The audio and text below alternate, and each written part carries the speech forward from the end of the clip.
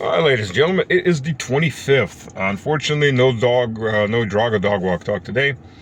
Was planning on it, but the local kids are riding their quadro cycles around, and one of the local dogs that's always running around because its owners don't bother to keep it inside their property was running back and forth and barking. It's a female, so Drago was going nuts. So I decided, no, there ain't gonna be any chance for this. So took him on a different route, a quick route, and off I went to do other things. So lots of things to talk about today. Interesting thing, I have a friend of mine, Adrian McCree. For those who don't know him, he is or was a councilman in the council in Western Australia of the port city of Port Hedland. So this Adrian made himself famous by being an election observer. He was already in Russia. The guy is very well off as a self-made millionaire. So he was here on his own money. Nobody's paying him. And he traveled the election areas. He even counted votes. Everything's absolutely transparent. And when he comes back, he gets on the media in Australia because they're anxious to hear about how corrupt the system is in Russia. And he tells them quite the opposite, that, look, this is a very transparent system. This is better than what we've got in Australia. And they looked at him in that video clip, the first one, like, so you're a dupe of Putin. He's like, no, I'm not a dupe of Putin. I'm telling you what I saw. Oh, and then, and after that, they just went off on him. So it gets worse because he got pushed through in Hedland a ban on Pfizer and Moderna jabs. And that got, because of the structure of the system, that got pushed up into a ban Western Australia-wide, the state of Western Australia. He's got, I published a video with him, and I had it actually taken down because of the information that was in it, so I republished it strictly on my Telegram channel. If anybody goes in the Telegram channel and just clicks back up, on top I've got all the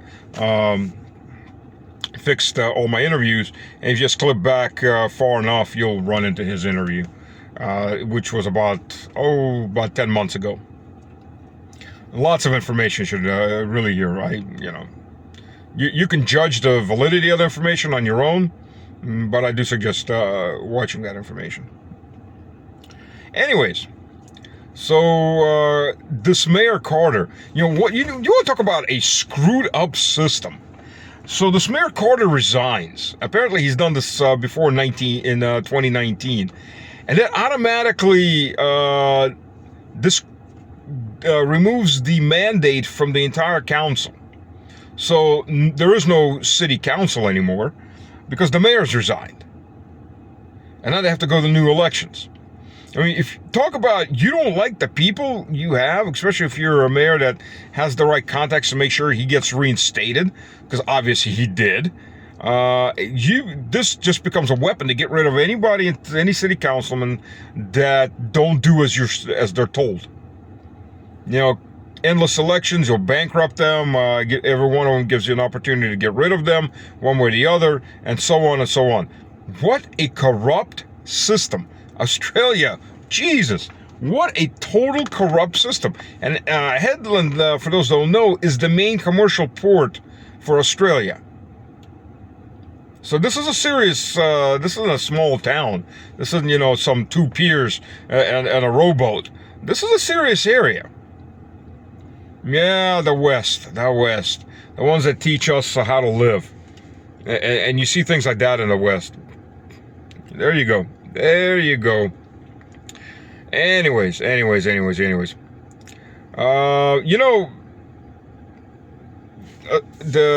Yukis, they've been running these videos and their little propaganda piece, especially on X, about Russian gas stations running out of fuel and things like that. True, there have been hits on Russian refineries. I mean, that's indisputable. There have been. Big question on the effectiveness of a lot of these hits, or I mean, you got an oil siphon or an oil container burning. It looks big and nasty, but the amount of damage is actually pretty low. You can hit the piping, but it's very contained because a lot of the piping has automatic shutoff valves. So whatever fuel's in that pipe, the section that you hit will blow. The rest won't. I mean, these are security issues in the system all over any refinery. For obviously, you don't have a massive explosion. Only Hollywood movies. And repairing piping doesn't take that long. But it's in the south. I'm living up here north. Prices have gone up 1 ruble per liter. There are no lines, and there's plenty of fuel. But in the south, what they fail to, of course, tell you, this is August. This is the middle of August. There's about 5 million people heading north, heading home, north, northeast, northwest, whatever, from the warm, the subtropical areas, the North Caucasus, Crimea, Kuban, Stavropolsky Krai. One day it'll be also Zaporozhye and Kherson and Odessa. That's beyond a doubt. So they fail to tell you that part. So any shortages, there are always shortages because you got massive amount of cars. They all tend to wait till August because August is the huge month. We tend to go in July to avoid those crowds. We used to go in August, beginning of August, and then you're coming back toward the middle of late August. I mean, massive traffic jams because tons of cars going up and up the main interstate. And even though it's a 2-lane speed, well, it's 4 lanes. It's 2 lanes each way, and they're widening it to 3 lanes each way. And it's a high-speed interstate, but I mean, you get massive amount of cars. Inevitably you get wrecks, and then inevitably you get gigantic traffic jams. So that is something to avoid. But there's a lot of people. So fuel, obviously, in the south they'll spike up prices. It's already a bit more expensive during July and June, a bit more like 3-4 rubles a liter more, and they're taking advantage of all the tourists coming down there. And then when the tourists start moving back up, they really start taking advantage of that. They go big time. So there's that. Okay. There's been those types of hits. Of course, they do have an effect. That's beyond a doubt. The production rate has lowered by 14%. And on top of that, we did have droughts in the south, which caused crop damage. And we had a very rainy season in the north, which caused crop damage. And everybody's celebrating in the West. All these people are celebrating in the West, which is funny because they're ignorant. I mean, it's the typical, I'm brain dead, so I'm celebrating your woes, not realizing I'm really celebrating my own grave, at least economic grave. You see, Russia is the 3rd biggest producer of wheat in the world, produces twice the amount of wheat that the U.S. does, by the way. Just on wheat alone. We're not talking sugar beets. Corn, Russia is pretty far behind, but America produces a giant amount of corn solely because of the Farm Bill. Corn is actually pretty expensive as a crop, and it's a pretty thirsty crop, and it degrades the soil pretty quickly, so it needs a lot of fertilizer, something the U.S. can't afford these days. So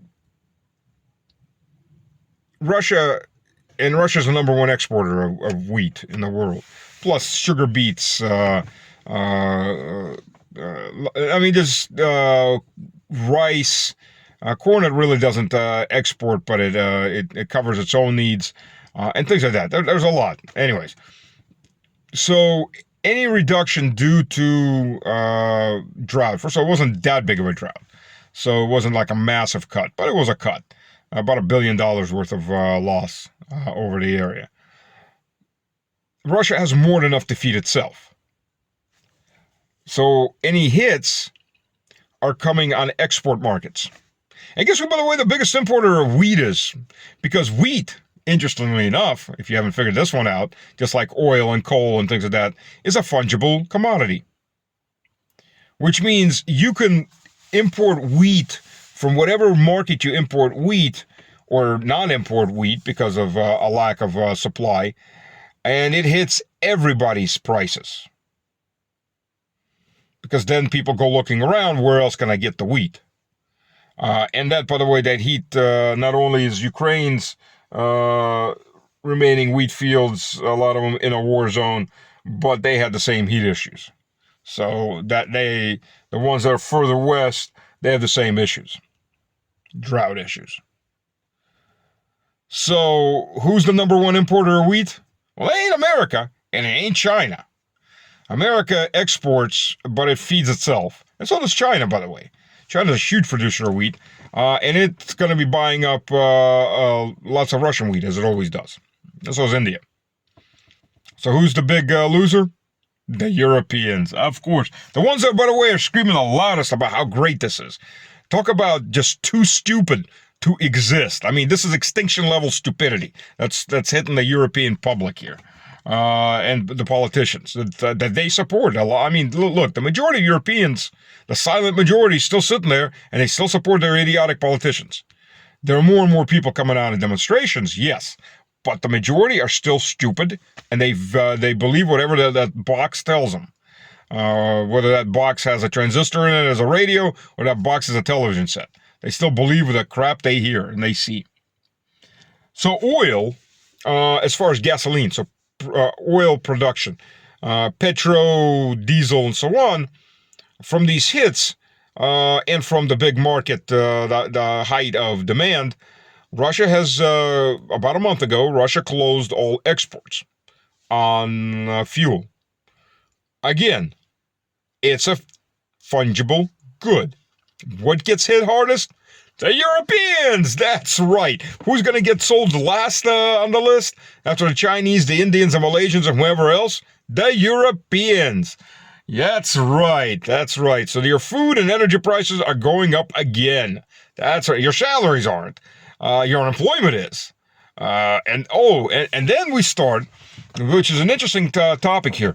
A guy, Sergei Tamichenko or something like that, he is one of the Gilligan and the skipper's crew that supposedly blew up Nord Stream. Now, we had that little fantasy, the American Biden Schultz fantasy of the little the minnow that went out and blew up the Nord Stream pipeline right underneath the nose of all of NATO. You know, that's meant for the low information voter, if you haven't figured that out yet. I'm sure you have. The average person who is has half a brain knows that this is a military operation, and this isn't going to be a military operation going to be carried out underneath of the nose of NATO, while NATO, by the way, is conducting military naval maneuvers in the area. So the whole zones are closed off for any kind of traffic and monitored without NATO's approval. But why? Why suddenly? You know, it's been so long since that little BS fantasy story floated, and all of a sudden they're back to it. And this guy's been arrested in. He got arrested in Italy to be exported to, deported to, handed over to the Germans to be tried. Even though that Merz and Schultz quite well know their owners in the U.S. blew up that pipeline. Why?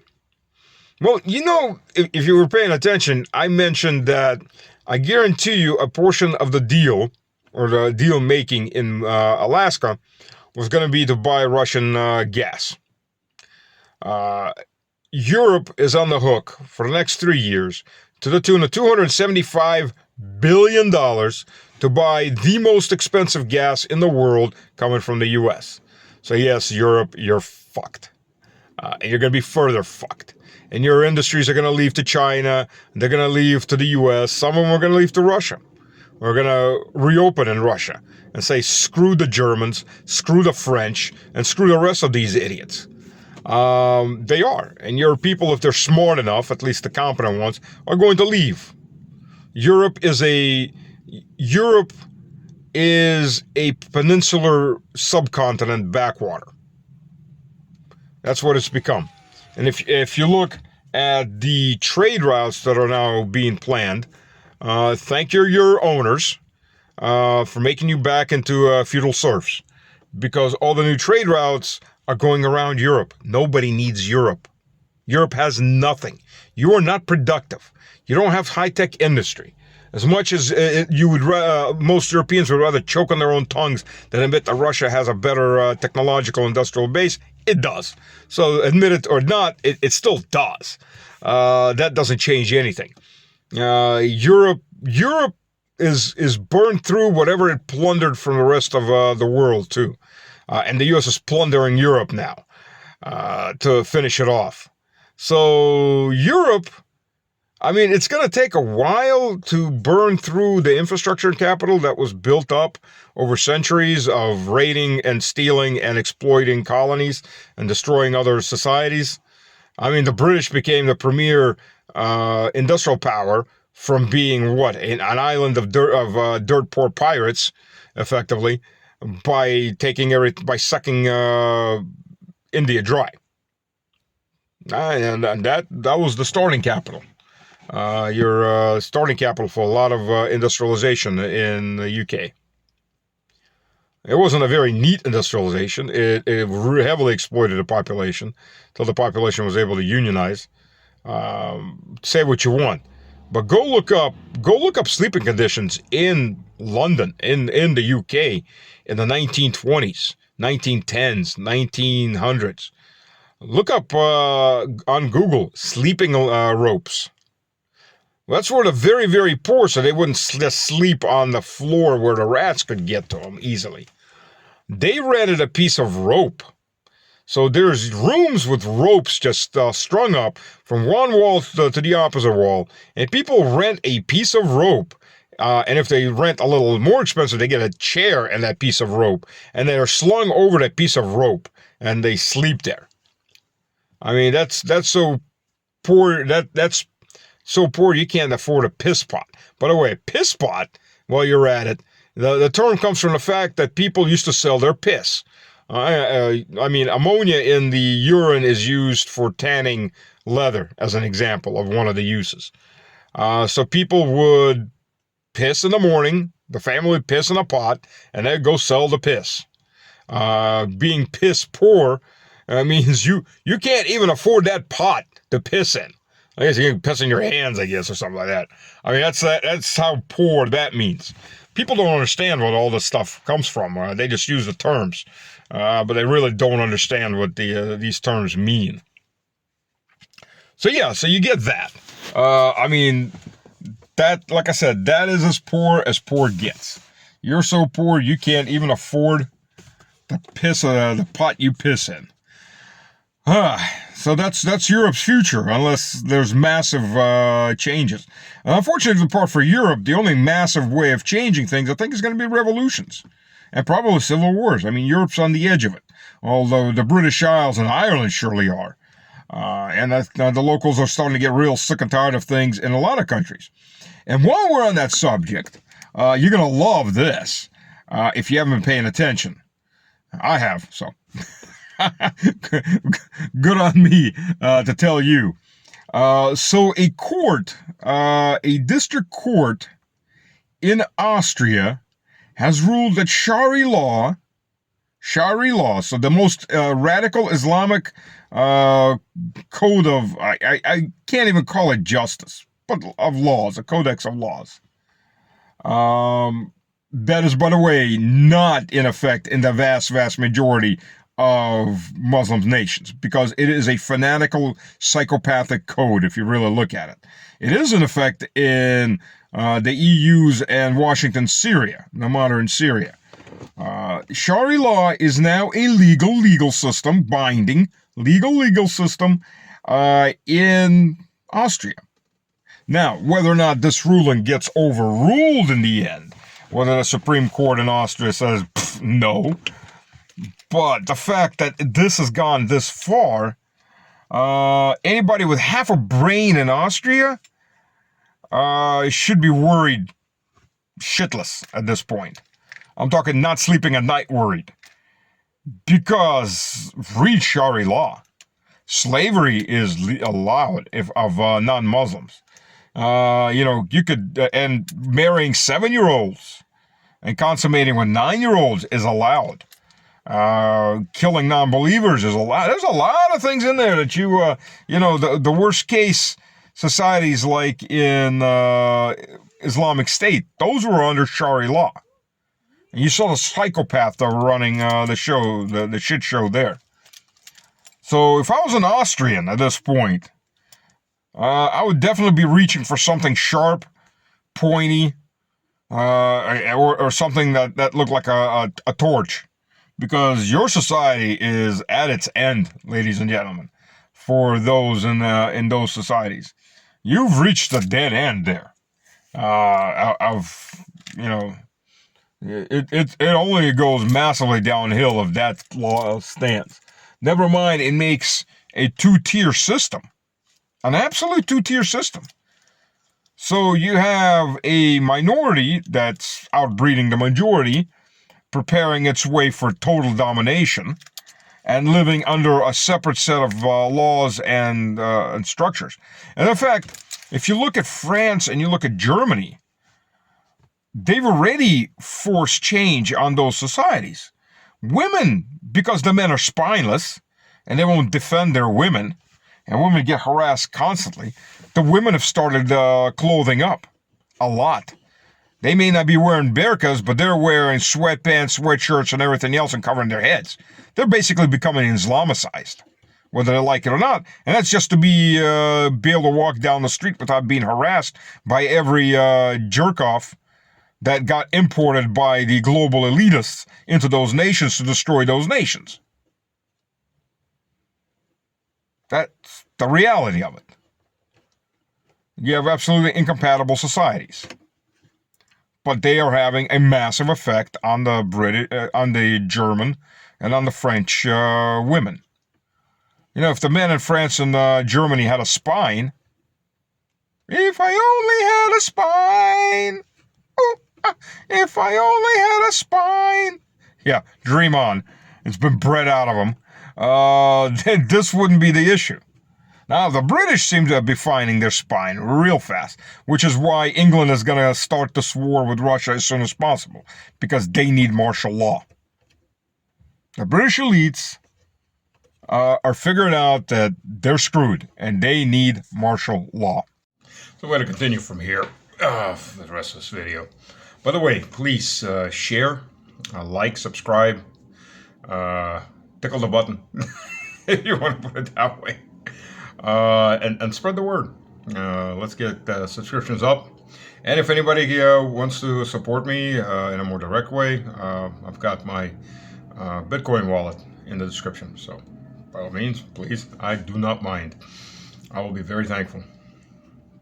Anyways, so what else? We've got the attempted coup, threat, invasion, whatever this is going to turn into, Venezuela. For those of you who don't understand why this is happening, okay, so Venezuela does have possibly the world's largest reserves in oil. Particularly the oil brand that they have is heavy sour crude. So it's heavy, so it's very thick, it's hard flowing.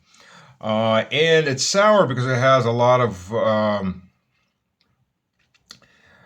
sulfur in it, and that's what these Beaumont, Texas, Lake Charles, Louisiana, Lafayette, Louisiana refineries are built for. Well, when that all went south, they started buying from Russia, because the only two other places this comes from is the Ural Mountains in Russia and Iran. Iran is obviously out of the question. With Russia going sour and trying to do sanctions on Russia, Venezuela opens up, where the U.S. Proxy candidate lost pathetically.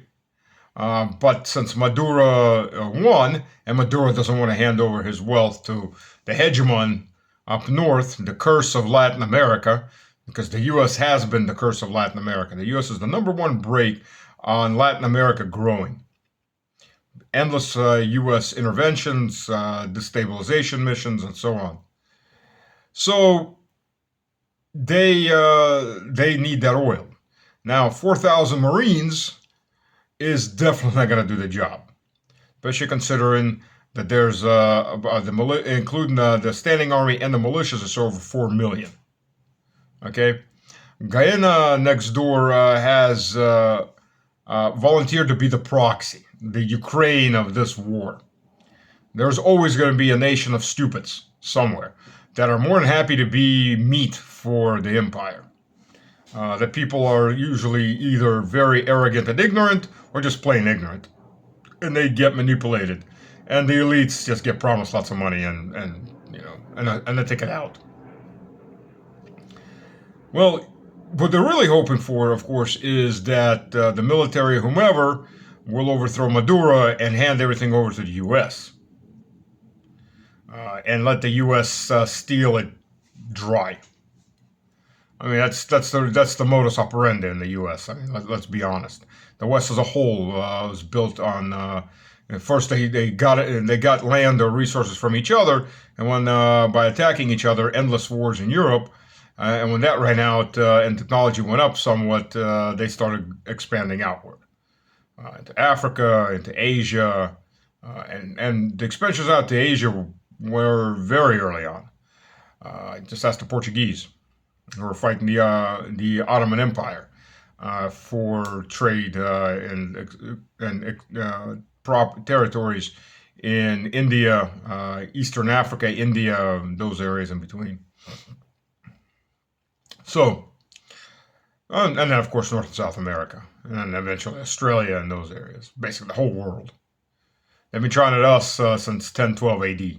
We just happen to be very good at beating them and breaking them and throwing them back, and then following them home and kicking their door in. Which is one of the reasons Europe, the elites in Europe, really hate Russians. So they've 1,000 years they've never been able to conquer us. They've been trying. Oh, God knows they have been trying. Everybody just remembers Hitler and Napoleon, but there's been a lot more than that. Oh, there has been a lot more than that. Anyways, I digress. So now we've got this. Talk about a great proxy war potential for sucking America in this case. Considering the U.S. is already basically starting certain level engagements with the Mexican cartels. And they're going to get sucked into Venezuela. I highly doubt Maduro's selling drugs. That there are Venezuelan gangs? Yeah. How about the fact that there was a stress test about 10 years ago or so that determined that all American banks would basically collapse if they were cut off from the drug money that's being laundered through them. I mean, it's the same banking system, if we remember, Bank of New York, that stole $9 billion in Russian money. It was a loan to Yeltsin. Yeltsin and company took a small cut of it, probably about 10% for their pockets, and everything else got rerouted to the Bank of New York, and then it went off to, a portion of it at least went off to different politicians, Clinton included. And when the Putin government sued to get its money back, because this was stolen, this was outright stolen. You got a point where the U.S. Congress actually had to assign a committee to look into this because it was hitting the news, especially after it went public that the Russian government is suing the Bank of New York. Well, in typical American fashion, after the Bank of New York stole $9 billion, they had to pay back Russia $18 million. Let that sink in. So, I mean, we're dealing with absolute corruption, absolutely. And these people are the ones also reading everybody lectures about morality. Okay. So, Venezuela has a potential of blowing up for the U.S. The whole area has a potential of blowing up for the U.S. because the Venezuelans sure as hell are not going to hand over their oil. Well, the funny thing is too, even if the U.S. took Venezuela and took the oil, well, they would take the oil equipment. there's not that much oil coming up right now. And the reason is, and partially it's Maduro's government, Chavez's government before that, and partially it's the Americans who stole the reserves, which for whatever God-forsaken reason, the Venezuelans are keeping in the U.S. Stupid. Very, very stupid. There has not been a lot of money put into upgrading and repairing those Venezuelan oil facilities. So even if you grab it, you're not going to get a huge amount of oil right off the bat. You're going to have to invest money and time to upgrade those facilities, which I guess the U.S. Businesses are probably biting at the bit for that. The U.S. government will be paying for all of that. So oh, I'm sorry. You and your children and grandchildren, great grandchildren will be paying for that.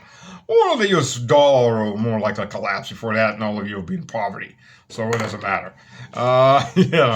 When you look at it that way. And that's what you're looking at. That's what you're looking at right now. So the U.S. government's looking at another endless war, because that will be an endless war. I mean, think about it. This is going to be a guerrilla war.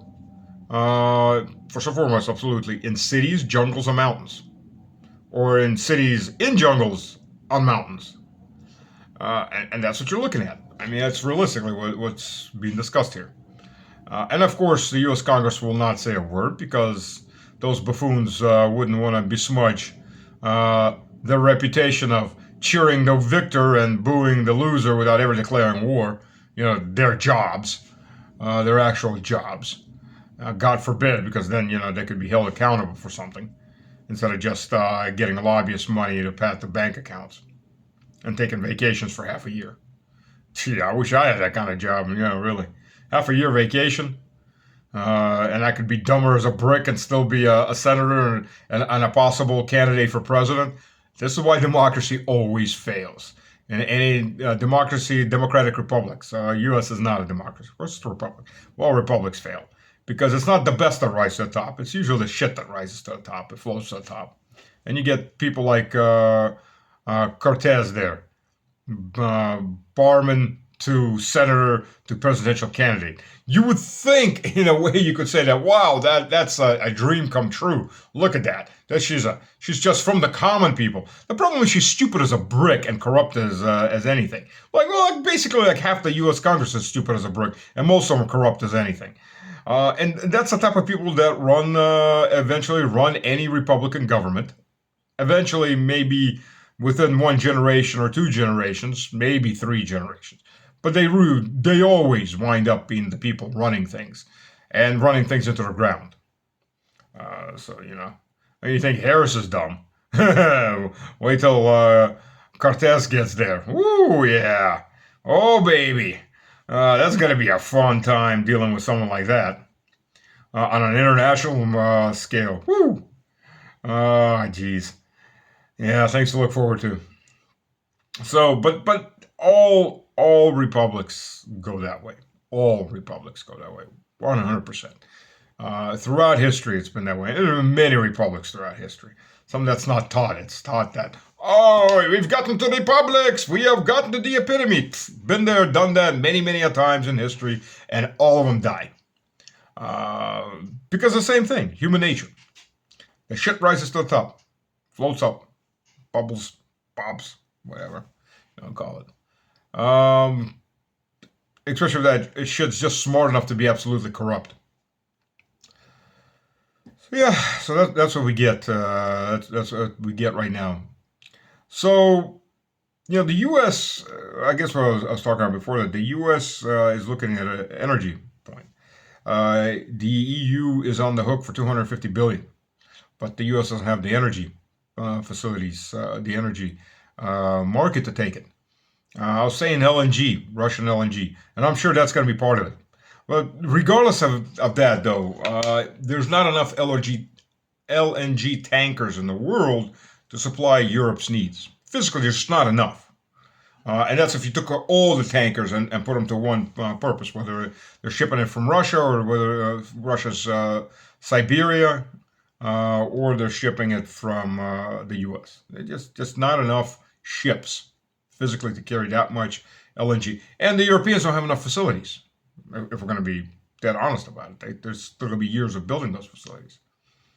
So in steps, so they arrest this guy, they arrest that Ukrainian, and all of a sudden this issue's back up. Now, everybody with half a brain cell that hasn't hung itself yet has figured out that it's the U.S. that did it. As I was saying, it's the U.S. that blew it up. But they need to clean their name. So they're now hanging this again on the Ukrainian crew of the minnow, Skipper and Gilligan, and the professor too. Gotta have the professor. I mean, I'm sure the explosives expert deep down inside, and the movie star. Um, well, what do you do in this kind of situation? Or rather, not what do you do, because we're seeing what you do, but why are they doing this? Because watch. First of all, Gazprom is only a partial owner of that of Nord Stream 1 and 2. One being fully destroyed, well, fully destroyed, being cut, and half of or one of the two strings of Nord Stream 1 being cut, 2 being cut. And Nord Stream 2 never started pumping gas because the Germans refused uh, to approve it, even though it was built by their own companies and Austrian companies, by the way, and Russian Gazprom. So what's going to happen? The Americans are going to de facto just strip that pipe, that one working pipe, anyways, away. Russia will probably get its share back out of that. But the Europeans, Germans, and Austrians just got to get figures zero and say thank you. We didn't shoot you while we were at it, and didn't rape your mother the imperial way. And the U.S. is going to start buying Russian LNG or and shipping it over and reselling it at double the cost because Russian LNG is still much cheaper than American LNG. And they're going to start buying Russian pipe gas. Russia will make a profit, and the U.S. will make a killing, and Europe will die. It'll just continue withering on the line. Just enough that they'll be getting just enough energy to be used in a war, and the U.S. will be supplying the weapons. And Europe is just going to die. This is the end right for Europe. Europe is inept. It is cocked, simping for the U.S., and it's going to die. It's going to be it already is dying. It's being drained. It's being squeezed. And most Europeans don't seem to get it. So, well, it is what it is. So that's what we're looking at right now. Watch. It's going to be interesting. It's going to be some very interesting news, I think, coming up. And then we have the Extended Range Attack Missiles, ERAMs, that the U.S. government, for $850 million, has sold to Ukraine. Well, sold to the Europeans, and the Europeans have to give it to Ukraine. 3,350 missiles or flying bombs. It's kind of hard to really place them. They're more flying bombs with glider apparatus on there and a small jet to get them going. And they're air to land, which means they have to be shot out lifted up by a fighter or a fighter bomber, F-16 for example, or an F-18, and launched. Problem for Ukraine is those. First of all, this thing has a range. It goes about 750 kilometers an hour, which is pretty slow in today's battlefield. It is jammable. It can be taken out by most of Russia's anti-aircraft systems that can reach up and touch it. And it has a range of about 440 kilometers if launched at maximum altitude, which, by the way, pings the hell out of that plane the moment it goes up that far and puts it right in range of an S-400.